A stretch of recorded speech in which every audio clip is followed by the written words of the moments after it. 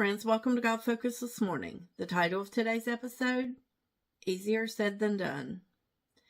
Often we read things in the Bible and accept them at face value. We understand with our minds, but applying the word to our lives is often more difficult than we first thought. For example, Matthew 22:37-40.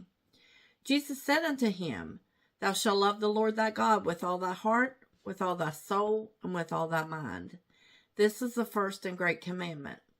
And the second is like unto it, Thou shalt love thy neighbor as thyself. On these two commandments hang all the law of the prophets. Let's take verse 37. We can say we love God with all of our heart, with all of our soul, and with all of our mind. But our actions do not reflect that love. If we truly love God with all of our heart, we would want to be in His Word more, in His presence more. But it is easy to allow the distractions of life to make our good intentions seem like a weak attempt.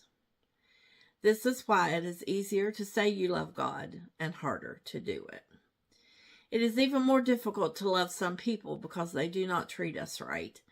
We are to love people and want what is best for them. We can love their souls and pray that they find God. It is our duty to show them the right direction.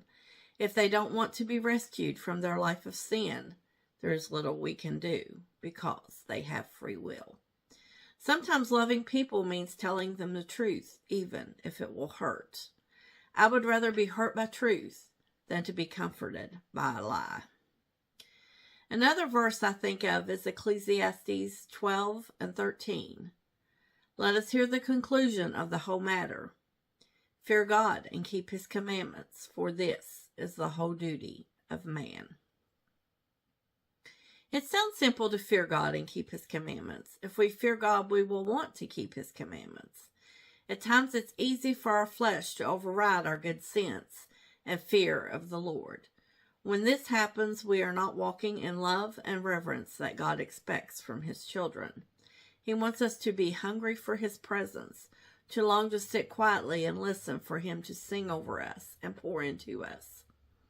God is so loving toward us, and we all fall short of showing Him that love in return. That is why God made grace. It is the filler that helps us to meet the mark of God's expectations. Don't think I'm trying to be judgmental and legalistic. I'm simply trying to share that it's not easy to love God and do the right thing while we are in this flesh. Our will can get in the way easily if we do not keep a tight rein on it. We must strive to do our best to measure up, and God will meet us where we are with His amazing grace. Galatians 6:8-9. For he that soweth to his flesh shall of the flesh reap corruption, but he that soweth to the Spirit shall of the Spirit reap everlasting life. And let us not be weary in well-doing, for in due season we shall reap, if we faint not.